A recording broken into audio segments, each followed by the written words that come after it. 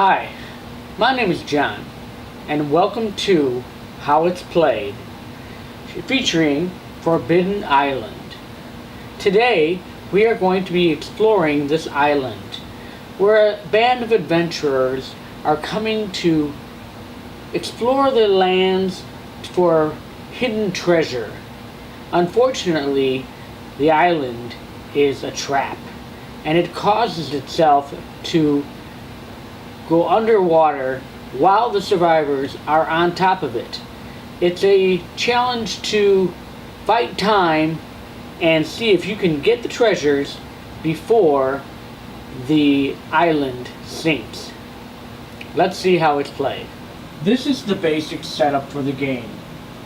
Place all the tiles 4x4 in a row, up and down, and then place 2 on either edge of the board. Next, place the individual treasures on the corners of the board. You will next divide with 3 sets of cards. The treasure cards, which have pictures of the treasures on them, the individual treasures, which corresponds with the treasure pieces. You have fire, earth, wind, and where is it? Water.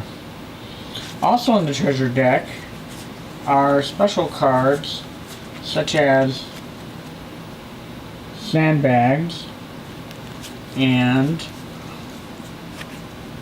helicopter lifts, which you will need in the game, and also a nasty card called Water's Rise, which makes the game a little challenging. You also have the second set of cards, Forbidden Island. These are the cards that you use to cause these are the flood cards that cause the tiles to go underwater. These cards actually correspond to the tiles. As you can see here, this tile, Cave of Embers, has the corresponding card, Cave of Embers. We'll show how these work later. And then finally, you have your player cards. There are 6 to choose from. This is a 2 to 4 player game, so you'll only use 4 of these at a time. You have the pilot, who once per turn can fly to any tile on the island for 1 action. You have the messenger, who can gain treasure cards. Down here. Who can gain treasure cards as a player anywhere on the island for 1 action per card. Let me show that pilot one more time because I think I missed that. You have the navigator, who can move another player up to 2 adjacent tiles for 1 action. You have the engineer, who can shore up 2 tiles for 1 action. And you have the diver, who can move through 1 or more adjacent flooded tiles or missing tiles for 1 action. He must end his turn on a tile. And the explorer, who can move and or shore up diagonally. We have this component here, which is your it's your counter card. You can either start at normal, or you can go up to legendary if you want to play a really tough game. And this basically will allow you to how many times you select flood cards to turn over to flood the island. Whether it be 2 cards here, or 3 cards here, or 4 or 5. When this marker gets to the skull and crossbones, you lose the game. To start the game, you need to flood the island. To do that, you grab the Forbidden Island flood deck. You take the top 6 cards off the deck and flip over the corresponding card. And so now our game is set and ready to play. Next, you'll want to hand 2 treasure cards to each player. Now we take our players and place them on the board. For this game, I'm going to use the pilot and the explorer.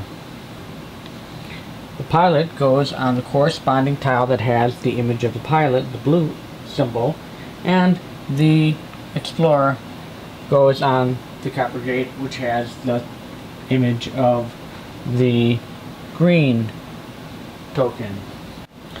When a player starts their turn, they get the order of play, which is take up to 3 actions, draw 2 treasure cards, and then draw flood cards equal to the water level. So, the first one, take up to 3 actions. They can either move, shore up, give a treasure card, or capture a treasure. For instance, for moving, let's say we have the pilot, we can move any direction, down, up, right, or left. They cannot move diagonally.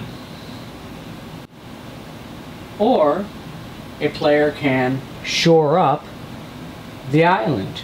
Shoring up would be taking a tile that had been flooded and turning it over as such. You can do that with the tile you're on or any one that is adjacent to the place that the tile that you're on. It cannot shore up a tile that is diagonal. So this one would not be able to be shored up by the pilot. However, on the explorer's turn, he can shore up this for 1 action, the copper gate, and he can shore up Misty March for another. Another action that you could do is to actually share one of your cards with another player. But you must be on the same tile to share. So for instance, I could move 1, 2, and then pass this card onto the explorer. And the final action would be to capture a treasure.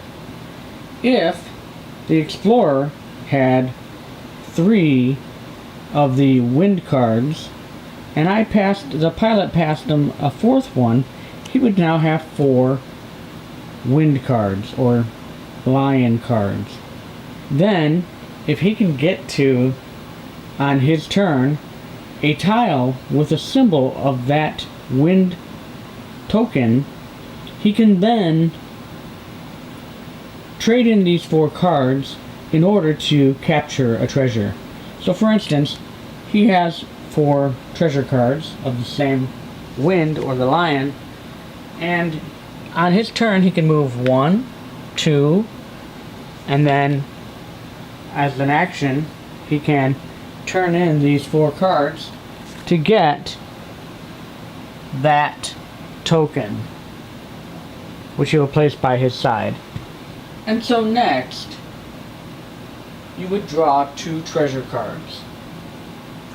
So once again, take the treasure card deck, take the top 2 off the deck, and you would have 2 more. Now if the person had drawn the air card or the lion card after the fact that he had got the treasure, obviously this card is no longer necessary, but it still is taken in his hand. You may only have 5 cards in your hand. If someone has 6 or more cards, they must discard the extra card. Finally, you will draw flood cards for every number that's on your flood card. So in this case you have 2, and you would take 2 flood cards off the top of the deck, and then you would flip it over and it would be Phantom, Rock, and Temple of the Sun. If a card is played and a tile is already flooded, it comes off the board. If when taking a treasure card you get a Water's Rise, then you have to do the following. First, move the water level up 1 tick. In this case, it makes it up to 3, which means now when you place a flood card out of the deck, you take 3 instead of 2. You shuffle the flood cards that were already in play, and then you place them on top of the flood deck. This means when you take cards off the flood deck again, you'll be playing cards that were already played earlier, and in some cases may end up removing a flood card. The game ends when you capture all 4 treasures, and then take your players, get them to Fool's Island, and play a helicopter lift card, which will allow them to fly off the island and win the game. You lose in a number of ways. Either if both temples, or in this case, these 2 temples here, if one of them was gone, or actually if both of them were gone, you would no longer be able to get that treasure and you would lose the game. Or if the Fool's Landing flips over and underwater and then it sinks, you lose the game because you will no longer be able to get off the island.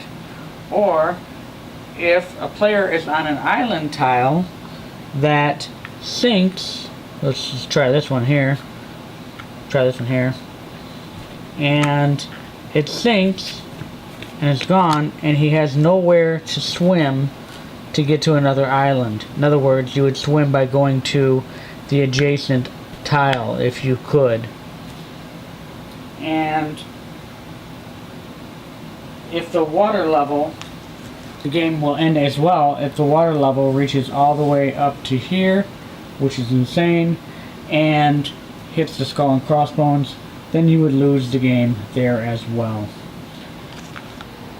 And so that's how to play Forbidden Island. Check us out next time on Video Swordplay, How to Play.